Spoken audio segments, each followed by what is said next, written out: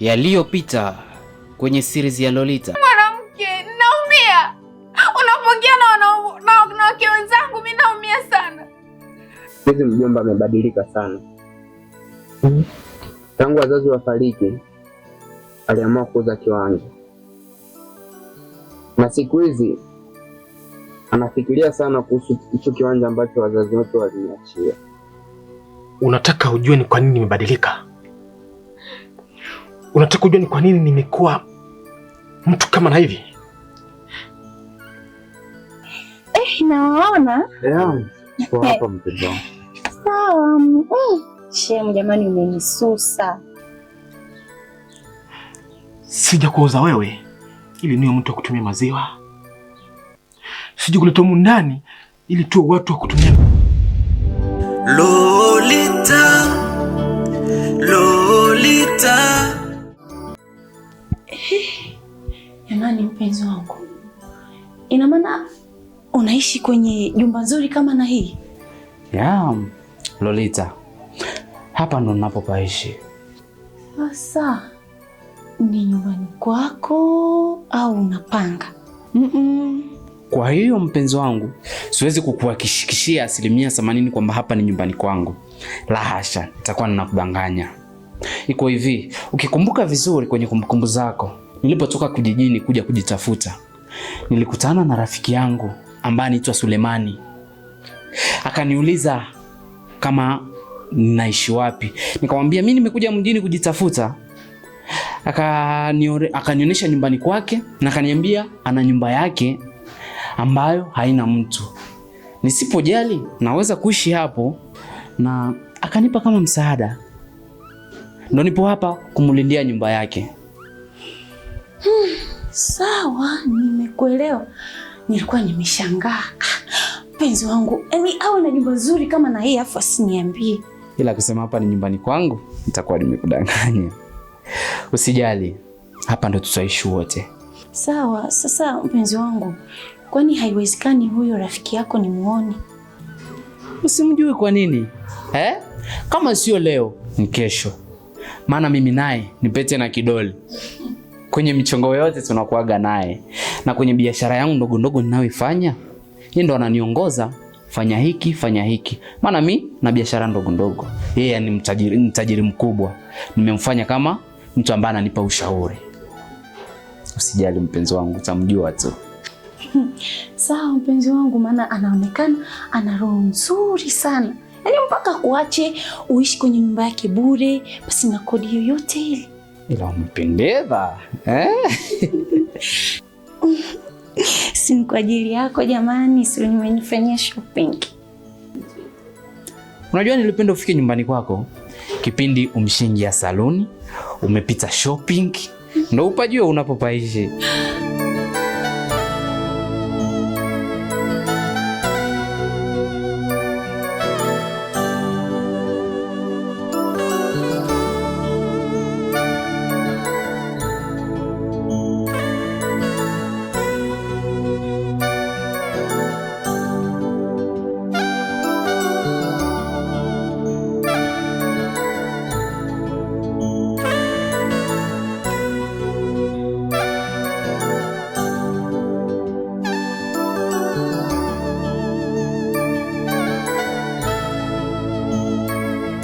Nimekuelewa sana. Lakini tuachane na haya. Nilitaka nijue. Vipi kuhusu huyu binti, kwa sababu siku mbili hajaonekana hapa. Unamzungumzia Lolita mpenzi? Acha nikwambie kitu sasa. Unajua ningekuwa na pete hapa ningekwambia kwa Lolita tuko naye kama pete na kidole. Nimemweka hapa. Sema nini? Okay. Nimekuelewa sana rafiki yangu. Lakini kuna kitu utakuwa umesahau. Kitu gani? Unajua kuna mtu anayeweza kujiletea ugonjwa, au wanawake hawa. Kuna sehemu wanatuzingua sana, na unakuja kujichukulia ugonjwa ambao pengine utakuletea ugonjwa wa presha moyoni, kwa sababu ya kufikiria mtu sana wakati yeye hakufikiria. Blaz. Yaani unajua unachekesha kinoma. Unachekesha sana. Mwanangu, unaniambia hizi stories za Lord. Unempenda kama mpenda mwingine au si? Unajua hao wanawake hawaeleweki. Unajua kwa sababu ukishindwa kuelewa wake, hapo ndo umewaelewa kwa sababu hawaeleweki. Au si? Huyo binti ambaye unataka kuzungumzia, habari zake kabisa ninazo sana. Na ameondoka siku 2 iliyopita ameondoka. Au si? Upo serious na unachokizungumza? Ina maana hujui kuwa ameondoka? Tangu zamani hapa kijijini alikuwa anaishi na jamaa anaitwa Brown. Namjua. Hiyo story sitaki. Okay. Na huyo Brown akamchukua. Basi na ameenda mjini. Bro, unazingua kinoma. Mimi nakujua. Wewe na yule mdogo wangu kama mnafanya hivi featuring collab yani.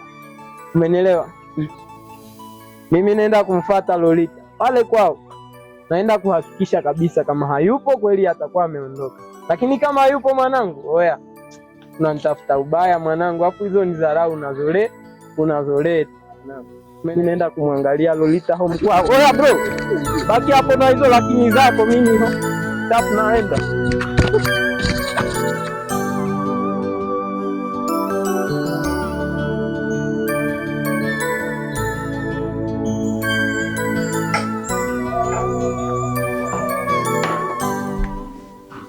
Kakaangu Sulemani. Unajua mwaliko wa leo ni kwa ajili ya hiki kitu kimoja. Nilikwambia kwamba na mpenzi wangu ambaye anaitwa Lolita. Na si mwingine ndo huyu hapa pembeni yako. Ni mwanamke ambaye ipo tofauti sana. Amenivumilia, amenichukua kama mpenzi wake kwenye shida na raha. Mimi nani? Niliona nimtambulishe kwako mimi. Na ndo huyu hapa. Karibu sana rafiki yangu. Karibu sana. Asante sana. Na pia mimi nashukuru sana kwa chakula, ni kitamu tu sana. Sijali saidia. Na kitu ambacho naweza kuambia Shem. Nakushukuru sana. Maana nilipoingia hapa kwa mara ya kwanza nikashangaa kuona kivipi mpenzi wangu atamiliki nyumba nzuri kama hii. So akaniambia no, kuna rafiki yangu mmoja ambaye alinisaidia nilipofika mjini na akasema ana nyumba ambayo haina mtu. Na nije nimwambie. Kwa sababu nilikuwa nimeshtuka sana. Inawezekanaje mpenzi wangu amiliki nyumba nzuri pasina mimi ndio kujua? Wakati kila kitu tunashare mimi. Basi sawa. Mimi kwangu na mimi pia nikushukuru kwa sababu unajua utaweza kumpea raha rafiki yangu pale, maana pale ambapo kuna raha mimi pia nakuwa na furaha. Asante sana yangu, nafurahi sana. Yaani wewe ndio mtu ambaye unapaswa kushukuriwa kabisa. Maana ni watu wachache sana kwenye hii dunia wafanye kitu kama hiki ambacho unakifanya. Kweli Kabisa. Mambo ya kawaida kwa kakaangu, naweza fanya kila kitu kwa ajili yake. Si sawa Shem, sijai. Tuendelee kutumia chakula. Asante. Nimesahau kitu kimoja.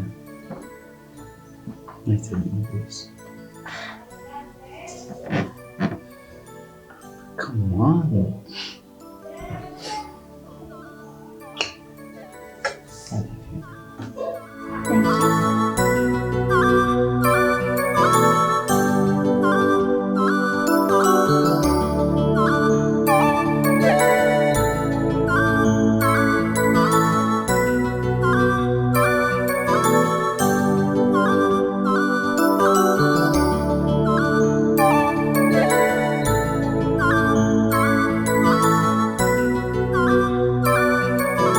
Dada Happy, toka uniite nyumbani kwako hujaniambia chochote. Kazi yako umekuwa mtu wa kusikitika. Nini tatizo dadangu? Sio shida kubwa tu, lakini nakumbuka nikuja nyumbani kwako nikakwambia mume wangu amebadilika sana. Kuna vitu nilimwambia, alitaka tuzae, mimi nikamwambia kwamba mimi siwezi kuzaa bila pesa. Nikamwambia tutafute hela kwanza ndo tuzae. Lakini yeye hajanielewa. Hajajua anamaanisha nini. Usije kuniambia kwamba mume wako amebadilika kisa umemwambia kwamba kama anataka kuzaa ni bora mpate pesa. Si ndio? Maana mimi sitaki mtoto wetu apitie maisha ambayo mimi nimeyapitia. Hivi, Happy, una akili kweli? Mtu akuchukue akuoe, mfanye harusi na akuweke ndani, wewe umpangie orodha kuzaa. Kweli? Kaka, unajua maisha tuliyopitia mimi na wewe. Tulikuwa hatuna hela. So mtoto wangu akizaliwa mimi nikiwa sina chochote kile nitamlia vipi? Happy, just imagine mama yetu angesubiri apate pesa. Hivi tungezaliwa kweli? Kwa hali mbaya ambayo tulizaliwa ndani. Come on Happy. Mama alituzaa kipindi hana chochote. Kisa nini? Alitaka upendo wake ubaki kwa baba.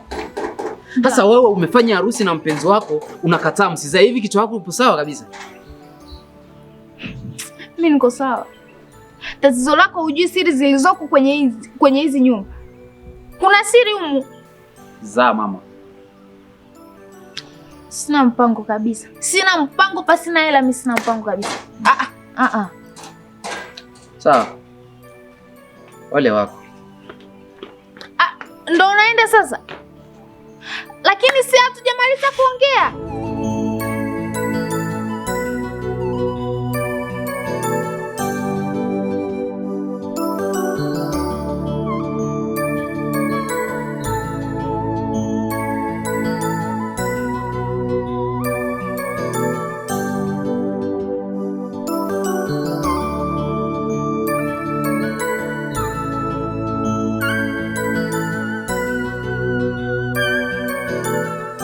Kamoshi mwenyewe kana niingia kabisa.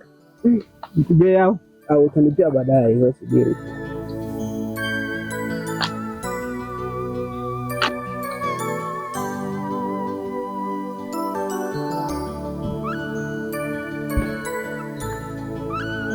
Hapo vipi? Shabani,